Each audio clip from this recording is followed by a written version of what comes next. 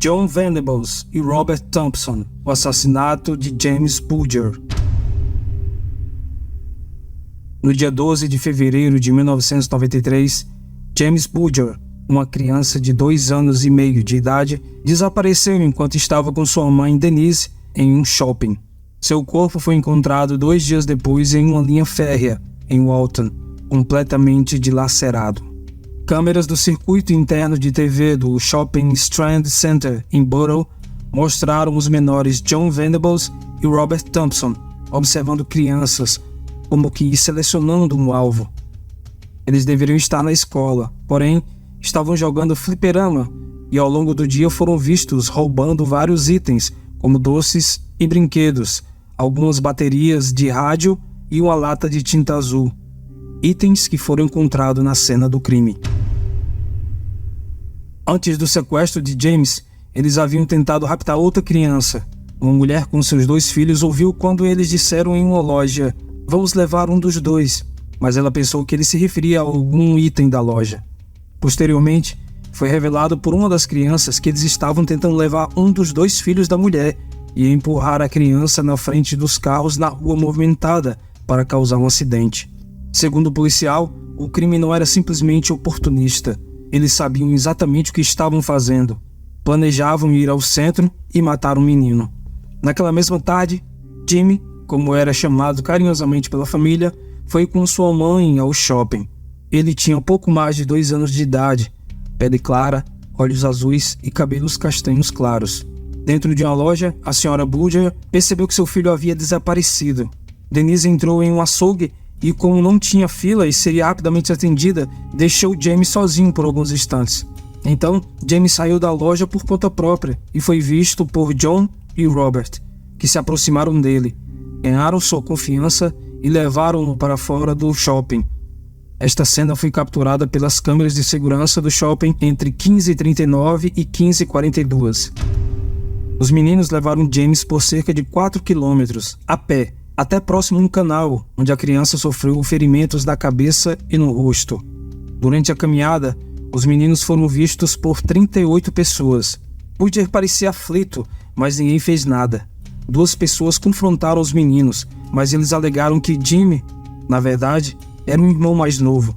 E para outras pessoas ele dizia que o menino estava perdido e eles estavam levando para uma delegacia. Eles levaram o menino para a linha férrea, perto da estação Walton, próximo à delegacia de Lane e ao cemitério Enfield, onde o atacaram. Primeiramente eles jogaram tinta no rosto de James, chutaram e bateram nele com tijolos, pedras, pedaços de pau e uma barra de ferro de 10 quilos. Em seguida, colocaram as baterias em sua boca e no seu ânus. James sofreu fraturas impressionantes no crânio devido às pancadas com a barra de ferro. Segundo o legista do caso, James sofreu tantos ferimentos que ninguém podia afirmar qual golpe foi o fatal. Durante o caminho, Venables e Thompson batiam constantemente em James. Eles queriam abandonar o menino no meio da rua, mas James, aflito, confuso, inocentemente ia atrás das crianças, que não paravam de bater. Antes de deixar o corpo do menino, colocaram Bulger nos trilhos da linha férrea e posicionaram de forma que um trem passasse por cima dele e fizesse parecer um acidente. O que realmente aconteceu? O corpo de Bulger foi cortado ao meio, mas a perícia confirmou que o menino morreu antes de ser atingido pelo trem. A polícia rapidamente encontrou imagens do vídeo do rapto de Bulger e pessoas que tinham visto o menino denunciaram. O local onde seu corpo foi encontrado foi coberto por inúmeros buquês de flores.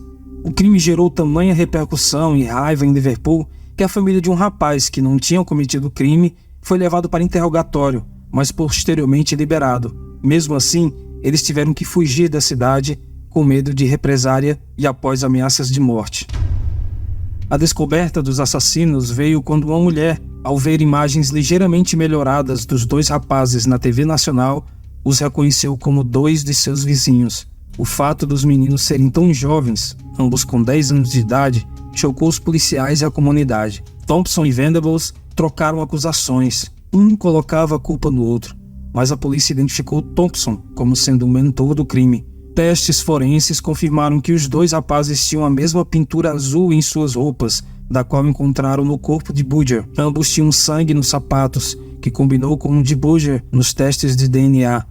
Ambos foram acusados pelo homicídio de Budger em 20 de fevereiro de 1993. Durante todo o processo de julgamento, os menores assassinos foram chamados de Criança A, se referindo a Venables, e Criança B, Thompson. No final do julgamento, o juiz permitiu que os seus nomes fossem liberados devido à natureza do crime e à reação do público, e eles foram identificados, juntamente com longas descrições de suas vidas e experiências. O choque do público foi agravado pela liberação, após o julgamento, de fotos tiradas durante o interrogatório pela polícia. As fotos mostravam as crianças com medo, e muitos achavam difícil acreditar que tal crime havia sido perpetrado por duas pessoas tão jovens. Cerca de 500 manifestantes se reuniram na corte para o julgamento inicial dos meninos. Os pais dos acusados foram levados para diferentes partes do país e assumiram novas identidades após ameaças de morte. O julgamento teve início em Preston Crown Court, em 1º de novembro de 1993. Apesar de terem sido separados de seus pais, eles estavam a uma pequena distância dos mesmos durante o julgamento.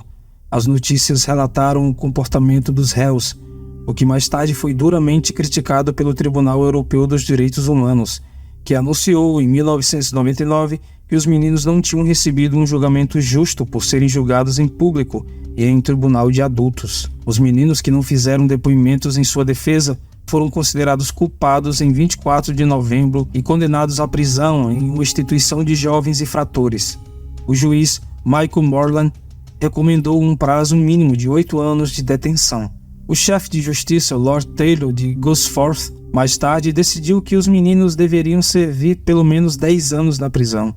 O clamor público surtiu efeito e acabaram por aumentar em 1994 para 15 anos, decisão do ministro do Interior Michael Howard, que agiu no interesse público. Em julho de 2001, após uma revisão de 6 meses, o Conselho de Condicionais declarou que os meninos não eram mais uma ameaça para a segurança pública e poderiam ser liberados. O secretário do Interior, David Blunkett, aprovou a decisão e eles foram libertados em poucas semanas. Eles receberam novas identidades e mudaram-se para locais secretos sob a proteção de testemunhas.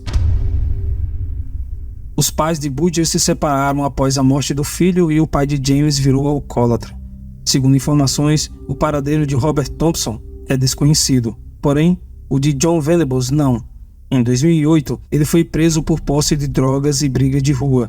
Em 2010, ele retornou à cadeia após uma investigação policial sobre pornografia infantil pela internet. Em julho de 2013, Venables, com 30 anos, ganhou a liberdade novamente e uma nova identidade.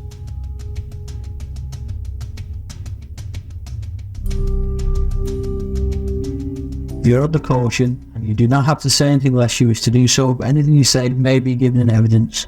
Now you understand that, don't you, John? Yeah. I have a photograph here, which is a video camera photograph. That's me.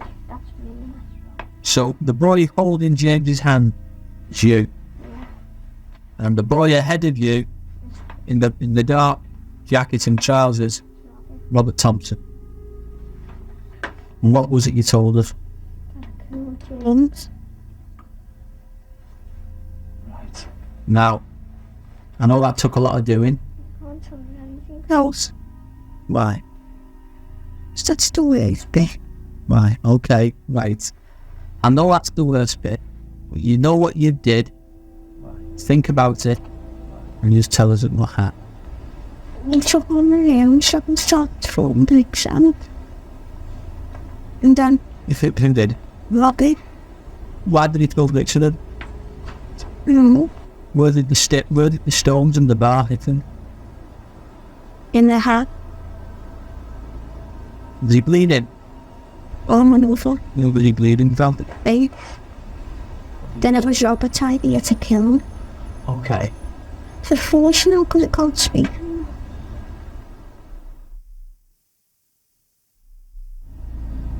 He hits him where exactly? In the face. In the face. Same piercing. Yes. And he hits him in the eye. Right. Now, was James making any noises that it was knocked out? Was he moving at all?